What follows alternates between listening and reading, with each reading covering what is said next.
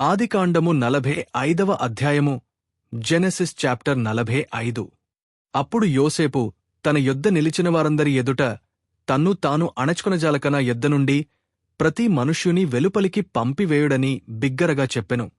యోసేపు తన సహోదరులకు తన్ను తను తెలియచేసికొనినప్పుడు ఎవరునూ అతని యొద్ద నిలిచియుండలేదు. అతడు ఎలుగెత్తి ఏడ్వగా ఐగుప్తీయులును ఫరో ఇంటివారును వినిరి. అప్పుడు యోసేపునేను యోసేపును, నా తండ్రి ఇంక బ్రతికియున్నాడా అని అడిగినప్పుడు అతని సహోదరులు అతని సముఖమందు తొందరపడి అతనికి ఉత్తరము ఇయ్యలేకపోయిరి. అంతట యోసేపు నా దగ్గరకు రండని తన సహోదరులతో చెప్పినప్పుడు వారు అతని దగ్గరకు వచ్చిరి. అప్పుడతడు ఐగుప్తునకు వెళ్ళునట్లు మీరు అమామవేసిన మీ సహోదరుడైన యోసేపును నేనే. అయినను నేనిక్కడికి వచ్చునట్లు మీరు నన్ను అమిమ్మవేసినందుకు దుఃఖపడకుడి. అది మీకు సంతాపము పుట్టింపనీయకుడి. ప్రాణరక్షణ కొరకు దేవుడు మీకు ముందుగా నన్ను పంపించెను. 2 సంవత్సరముల నుండి కరవు దేశములో నున్నది. సేద్యమైనను కోతయేనను లేని సంవత్సరములు ఇంకా 5 వచ్చును. మిమ్మును ఆశ్చర్యముగా రక్షించి దేశములో మిమ్మును శేషముగా నిలుపుటకును ప్రాణముతో కాపాడుటకును దేవుడు మీకు ముందుగా నన్ను పంపించెను. కాబట్టి దేవుడేగాని మీరు నన్నిక్కడికి పంపలేదు. ఆయన నన్ను ఫరోకు తండ్రిగాను అతని ఇంటివారికందరికీ ప్రభువుగాను ఐగుప్తు దేశమంతటా మీద ఏలికగాను నియమించెను. మీరు త్వరగా నా తండ్రి యొద్దకు వెళ్లి అతనితోని కుమారుడైన యోసేపు దేవుడు నన్ను ఐగుప్తు దేశమంతటికీ ప్రభువుగా నియమించెను. నా యొద్దకు రమ్ము, అక్కడ ఉండవద్దు. నీవు గోషను దేశమందు నివసించెదవు. అప్పుడు నీవును నీ పిల్లలును నీ పిల్లల పిల్లలును నీ గొజ్జలమందలును నీ పశువులును నీకు కలిగనది యావత్తును నాకు సమీపముగా నుండును. ఇకను 5 కరువు సంవత్సరములు వచ్చును గనుక నీకును నీ ఇంటివారికిని నీకు కలిగనదంతటికిని పేదరికము రాకుండా అక్కడ నిన్ను పోషించెదనన్నాడని చెప్పుడి. ఇదిగో మీతో మాటలాడుచున్నది నా నోరే అని మీ కన్నులును నా తమ్ముడైన బెన్యామీను కన్నులును చూచుచున్నవి. ఐగుప్తులో నాకు కలిగిన సమస్త ఘనతను మీరు చూచినది యావత్తూ నా తండ్రికి తెలియచేసి త్వరగా నా తండ్రిని ఇక్కడికి తీసికొనిరండని తన సహోదరులతో చెప్పి తన తమ్ముడైన బెన్యామీను మెడమీద పడి ఏడ్చెను.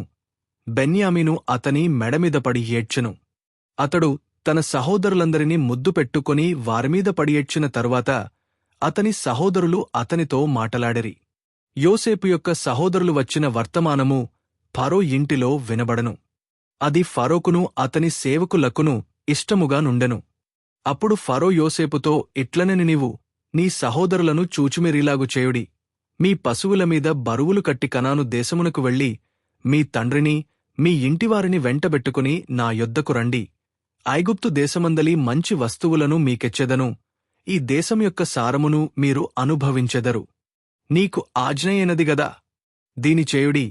మీ పిల్లల కొరకును మీ భార్యల కొరకును ఐగుప్తులో నుండి బండ్లను తీసుకొనిపోయి మీ తండ్రిని వెంటబెట్టుకుని రండి.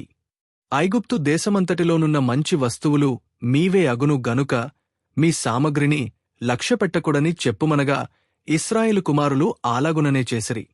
యోసేపు ఫరో మాట చొప్పన వారికి బండ్లను ఇప్పించెను, మార్గమునకు ఆహారము ఇప్పించెను. అతడు వారికి 2 దుస్తుల బట్టలు ఇచ్చెను. బెన్యామీనుకు 300 తులముల వెండియును 5 దుస్తుల బట్టలు ఇచ్చెను. అతడు తన తండ్రి నిమిత్తము ఐగుప్తులోనున్న మంచి వస్తువులను మోయుచున్న 10 గాడిదలను, మార్గమునకు తన తండ్రి నిమిత్తము ఆహారమును ఇతర ధాన్యమును తిను బండములను మోయుచున్న 10 ఆడు గాడిదలను పంపెను. అప్పుడతడు తన సహోదరులను సాగనంపి వారు బయలుదేరుచుండగా మార్గమందు కలహపడకుడని వారితో చెప్పెను. వారు ఐగుప్తు నుండి బయలుదేరి కనాను దేశమునకు తన తండ్రైన యాకోబు నొద్దకు వచ్చి యోసేపు ఇంక బ్రతికియుండి ఐగుప్తు దేశమంతటిని ఏలుచున్నాడని అతనికి తెలియచేసిరి.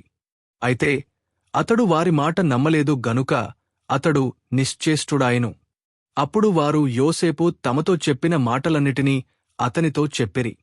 అతడు తన్ను ఎక్కించుకొని పోవుటకు యోసేపు పంపన బండ్లు చూచి నప్పుడు వారి తండ్రైన యాకోబు ప్రాణము తెప్పరిల్లెను.